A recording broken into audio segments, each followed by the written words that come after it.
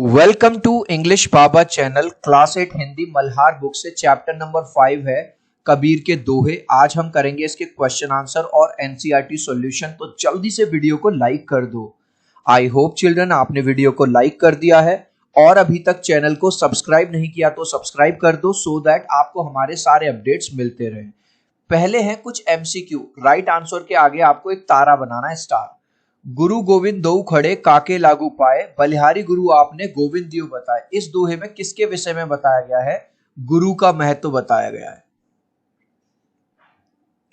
अति का भला ना बोलना, अति का भला ना चूप। मतलब ये कहा गया है ना तो बहुत ज्यादा बोलना चाहिए ना बहुत ज्यादा चुप रहना चाहिए, मतलब संतुलन बनाए रखना चाहिए। तो राइट आंसर है हर परिस्थिति में संतुलन होना आवश्यक है। बड़ा हुआ तो क्या हुआ, जैसे पेड़ खजूर। जैसे पेड़ होता है बड़ा खजूर का, इतना ऊंचा होता है लेकिन एक पक्षी को भी छाया नहीं देता और फल भी बहुत छोटा लगता है, वो भी बहुत दूर।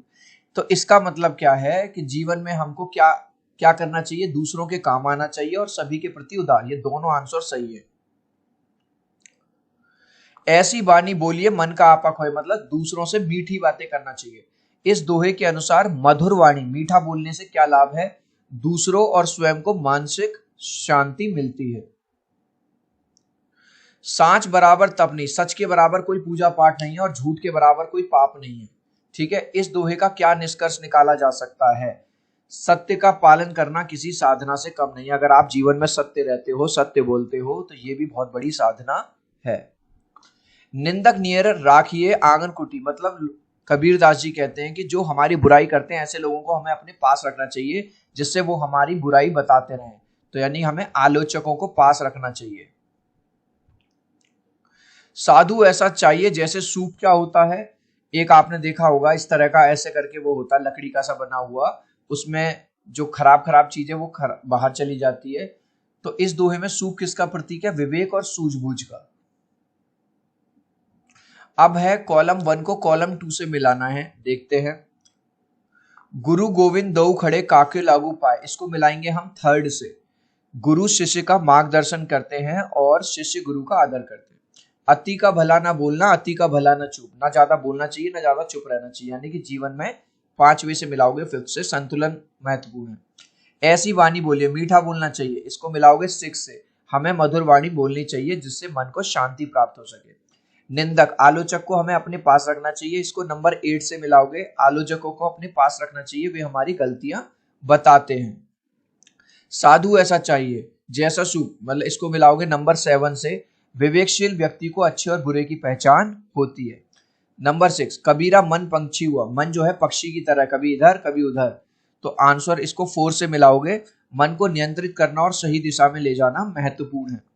फिर है सांच बराबर तप नहीं, झूठ के बराबर पाप। यानी कि इसको नंबर 1 से मिलाओगे। सत्य का पालन कठिन है और झूठ किसके समान है? पाप के समान है। 8, बड़ा हुआ तो क्या हुआ, जैसे पेड़ खजूर, इसको मिलाओगे 2 से। बड़े होने के साथ साथ व्यक्ति को उदार भी होना चाहिए। इसके बाद एक और मैच द कॉलम्स है। कॉलम 1 को कॉलम 2 से मिलाना है। तो चलिए, पहला है गुरु गोविंद दो खड़े काके लागू पाए, इसको मिलाओगे नंबर 8 से। बलिहारी गुरु आपने गोविंद दियो बताया।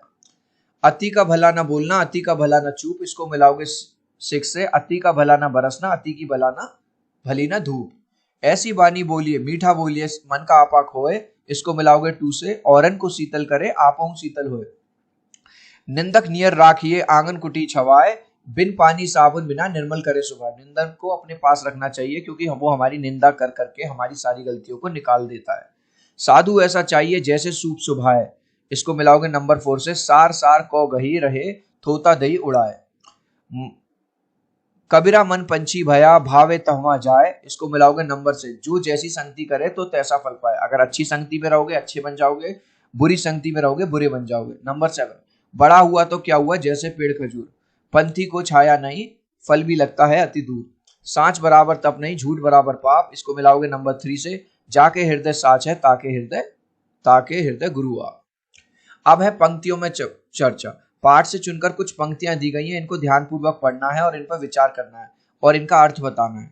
चलो, क्वेश्चन नंबर 1 है, कबीरा मन पंछी भया भवे तवा जाए, जो जैसी संगति करे तो तैसा फल पाए। मतलब कबीर दास जी कहते हैं हमारा मन एक पंछी के समान में, जैसे पंछी इधर से उधर घूमता रहता है एक डाल से दूसरी डाल, ऐसा ही हमारा मन है।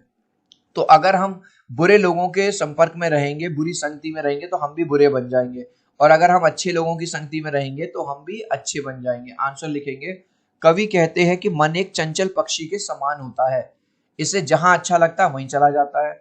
इसलिए जैसी हमारी संगति होती है, जैसे लोगों के साथ हम उठते बैठते हैं, वैसा ही हमारे उस जीवन पर प्रभाव पड़ता है। साँच बराबर तप नहीं, झूठ बराबर पाप, जाके हृदय साच है ता हृदय गुरु आप। कबीर दास जी कहते हैं कि सत्य के बराबर तो कोई तप नहीं है, कितनी भी पूजा पाठ कर लो।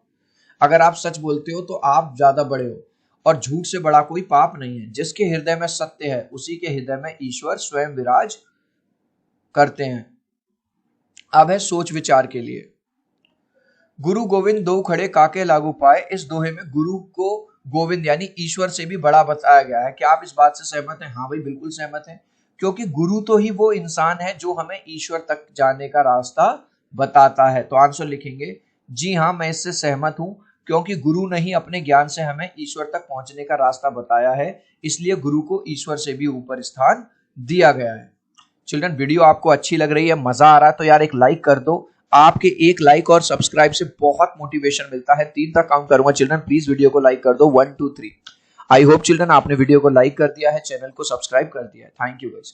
इसके अलावा जैसा अभी आप हमारा हिंदी का वीडियो देख रहे हो, इसके साथ आप हमारा इंग्लिश, साइंस और सोशल साइंस के भी क्वेश्चन आंसर देखो। हमारे क्वेश्चन आंसर शॉर्ट्स होने के साथ साथ यूट्यूब के बेस्ट क्वेश्चन आंसर हैं। आपको ऐसे वीडियो पूरे यूट्यूब पे नहीं मिलेंगे। नेक्स्ट क्वेश्चन, बड़ा हुआ तो क्या हुआ जैसे पेड़ खरीदू। इस दोहे में कहा गया है कि सिर्फ बड़ा या संपन्न होने से कुछ नहीं होगा, बड़े या संपन्न होने के साथ साथ मनुष्य में और कौन कौन सी विशेषताएं होनी चाहिए। भाई, मनुष्य को दयालु होना चाहिए, दूसरों की हेल्प करना, सहनशीलता होनी चाहिए, सत्य वचन बोलने वाला होना चाहिए। तो आंसर कैसे लिखेंगे, बड़े या संपन्न होने के साथ साथ मनुष्य में दयालुता होना चाहिए, सहानुभूति होनी चाहिए, आत्मविश्वास होना चाहिए, उदारता होनी चाहिए, ईमानदारी होनी चाहिए। इसमें से 3-4 आप क्वालिटीज लिख देना। अब ये कह रहा है, ऐसी वाणी बोलिए मन का आपा खोए। क्या आप मानते हैं कि शब्दों का प्रभाव केवल दूसरों पर भी नहीं, स्वयं पर भी पड़ता है? आपके बोले गए शब्दों ने आपके या किसी अन्य के स्वभाव या मनोदशा को कैसे परिवर्तित किया? उदाहरण से बताइए। मतलब आपको एक उदाहरण बताना है कि आपने किसी से मीठा बोला, मीठा बोल के उसका स्वभाव परिवर्तित हो गया। तो इसमें हमने देखो, इसको अपने वर्ड्स में लिखना है कि मेरे जो दादाजी हैं बड़े चिड़चिड़े से और गुस्सैल स्वभाव के हैं। एक बार मुझे स्कूल से पिकनिक पे जाना था, क्योंकि मैं दादाजी के साथ रहता हूँ, तो वहां पे उनकी परमिशन लगती है ना बड़े लोगों की, तो परमिशन चाहिए थी मुझे दादाजी की। मेरी मम्मी ने कहा कि तू अपनी दादाजी से बात कर। मैंने अपनी दादाजी से जब बहुत ज्यादा प्यार से बात करी मीठी वाणी में, तो वो हंसने लगे और कहने लगे, जब कोई मेरे से इतनी अच्छे से बात करेगा तो मैं मना थोड़ी कर सकता हूँ। तो इस तरह से मतलब मैंने उनका स्वभाव चेंज कर दिया। किससे? अपनी मीठी वाणी से। अब इसी बात को अपने वर्ड्स में लिख दो। कुछ महीने पहले मेरे स्कूल की तरफ से बच्चों को पिकनिक पर ले जाया गया था। देखो, बच्चे ये जा रहे हैं पिकनिक पे इधर, उसके लिए अनुमति अनिवार्य थी बड़ों की। भाई, बड़ों की परमिशन लगती है ना। मेरे दादाजी कैसे हैं, बहुत, देखो इस आदमी को कैसा क्रोध वाला है, क्रोधी स्वभाव के, और उनसे अनुमति मांगना बहुत कठिन था। मैंने बड़े ही प्रेम व शालीनता के साथ अनुमति मांगी। मैंने बड़े ही प्रेम से और मीठी वाणी में उनसे बात। उन्होंने हंसकर कहा कि इतने प्रेम से आज्ञा मांग रहे हो तो मैं कैसे मना कर सकता हूँ। इस प्रकार मीठी वाणी के प्रयोग से मुझे आज्ञा मिल गई। मतलब मीठी वाणी का प्रयोग करके मैंने एक ऐसा व्यक्ति जो बहुत गुस्से वाला था उसका भी स्वभाव बदल दिया। जो जैसी संगति करे तो तैसा फल पाए। हमारे विचारों और कार्यों पर संगति का क्या प्रभाव पड़ता है, उदाहरण से बताइए। तो इसमें आप ये लिख सकते हो कि पहले मैं खराब बच्चों के साथ बैठता था, उनके साथ मेरा भी पढ़ाई वढ़ाई में मन नहीं लगता था। जब से मैंने अच्छे बच्चों के साथ, पढ़ाई वाले बच्चों के साथ बैठना शुरू कर दिया, मतलब मैंने जब से अपनी संगति अच्छी कर दी, तब से न केवल मेरा पढ़ाई में मन लगने लगा, मेरे अब नंबर भी बहुत अच्छे आने लगे हैं। तो आंसर लिखेंगे, जब से मैंने पुराने आवारा दोस्तों को छोड़कर दूसरे अच्छे और पढ़ने वाले बच्चों के साथ रहना शुरू किया है, न केवल मेरा पढ़ने में मन लगने लगा है बल्कि मेरे नंबर भी बहुत अच्छे आ रहे हैं। इसलिए मैं कह सकता हूं कि पूरा क्वेश्चन से हमारे विचारों और कार्यों पर संगति का बहुत बड़ा असर, प्रभाव पड़ता है। अब है भाई साहब दोहे की रचना। Question number 1। अब इसमें क्या है, एक ही अक्षर से आरंभ होने वाले, जैसे र, इसमें भी राजा में भी र आया, रस्सी में भी र आया, और रात, दो या दो से अधिक शब्द एक साथ आए हो। तो देखो, गुरु गोविंद दो खड़े काके लागू पाए, ये भी ग और ये भी ग। एक उदाहरण, ऐसी बानी बोलिए मन का आपा खोए। तो बानी में भी ब आया और बोलिए में भी ब आ गया। एक साथ एक शब्द दो बार आया हो, जैसे बार बार, तो देखो सार सार को गही रहे थोता देई उड़ाए, तो सार सार दो बार आ गया। लगभग एक जैसे शब्द जिसमें केवल मात्रा का अंतर हो, जैसे जल और जाल, तो केवल मात्रा का अंतर है, तो इसका आंसर है अति का भला ना बरसना, अति की भली ना भूख। अब देखो भला और भली में केवल एक मात्रा का अंतर है, इसमें आ की मात्रा, इसमें ई की मात्रा है। एक ही पंक्ति में विपरीतार्थक, जैसे अच्छा या बुरा, साच बराबर तप नहीं, झूठ बराबर पाप, तो एक तरफ आ गया साच मतलब सच और एक तरफ आ गया झूठ। किसी की तुलना किसी से कही हो, साधु ऐसा चाहिए जैसे सूप सुबह, यहां साधु की तुलना किससे करी गई है, सूप से। किसी को कोई अन्य नाम दिया गया हो, जैसे मुखचंद्र है, कबीरा मन पंछी भया, तो मन को क्या कहा गया है, पंछी कहा गया है। किसी शब्द की वर्तनी थोड़ी अलग है, जैसे चुप के स्थान पर चुप, यानी कि वर्तनी अलग हुई है, तो एक तरफ साधु, ठीक है, और एक तरफ सुबह है, बड़े ऊ की मात्रा, छोटे ऊ की मात्रा। उदाहरण द्वारा कोई बात को समझाया गया हो, बड़ा हुआ तो क्या हुआ, जैसे पेड़ खजूर, यानी कि बड़े को यहां पे किससे उदाहरण दिया गया, खजूर से। अनुमान और कल्पना से बताने हैं। अब इसमें ये आपको वो दिया गया है, गुरु गोविंद दो खड़े काके लागू, इसके अंदर दो क्वेश्चन है, क्वेश्चन 1 और 2, एक एक करके डिस्कस करेंगे। यदि आपके सामने यह स्थिति होती तो आप क्या निर्णय लेते। मैं अपने गुरु के चरणों को पहले नमन करता, अगर गुरु और ईश्वर दोनों आ जाए तो मैं पहले अपने गुरु को प्रणाम करूंगा, क्योंकि उन्होंने ही मुझे ईश्वर प्राप्ति का मार्ग दिखाया है। यदि संसार में गुरु या शिक्षक ना होते तो क्या होता है, संसार में ज्ञान का प्रकाश कभी भी ना फैलता और ईश्वर प्राप्ति संभव ही ना होती। अब ऐसे ही दूसरा है, इसके अंदर अति का भला ना बोलना, संतुलन वाली बात कही गई। इसके अंदर 3 क्वेश्चन है, 1 2 3, एक एक करके डिस्कस करेंगे। क्वेश्चन नंबर 1 है, यदि कोई व्यक्ति बहुत अधिक बोलता है या बहुत चुप रहता है तो उसके जीवन पर क्या प्रभाव पड़ सकता है। अधिक बोलने वाले व्यक्ति की बात पर लोग कम ध्यान देते हैं और कम बोलने वाले लोग संकोची और डरपोक समझते हैं। यदि वर्षा आवश्यकता से अधिक या कम हो तो क्या परिणाम हो। यदि वर्षा आवश्यकता से अधिक होगी तो बाढ़ हो जाएगी, लोगों को बड़ी दिक्कत आ जाएगी, और अगर आवश्यकता से कम होगी तो अकाल पड़ जाएगा, भूख प्यास से लोग दम तोड़ने लगते हैं। आवश्यकता से अधिक मोबाइल या मल्टीमीडिया का प्रयोग करने से क्या परिणाम हो सकता है। आंखें खराब हो जाती हैं, स्वास्थ्य संबंधी समस्याएं हो जाती हैं, जैसे सिर दर्द, नींद की समस्या आदि।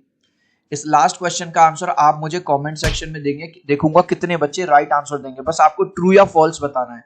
गुरु का स्थान ईश्वर से भी बड़ा बताया गया है, ये वाली बात ट्रू है या फॉल्स है। आप चाहो तो अपने आंसर में कमेंट में ए या बी लिख देना, मैं समझ जाऊंगा। सो आई होप मेरा ये वीडियो आपको बहुत अच्छा लगा होगा। प्लीज वीडियो को लाइक कर देना, चैनल को सब्सक्राइब कर देना। अब हम मिलते हैं अगले वीडियो में, बाय बाय।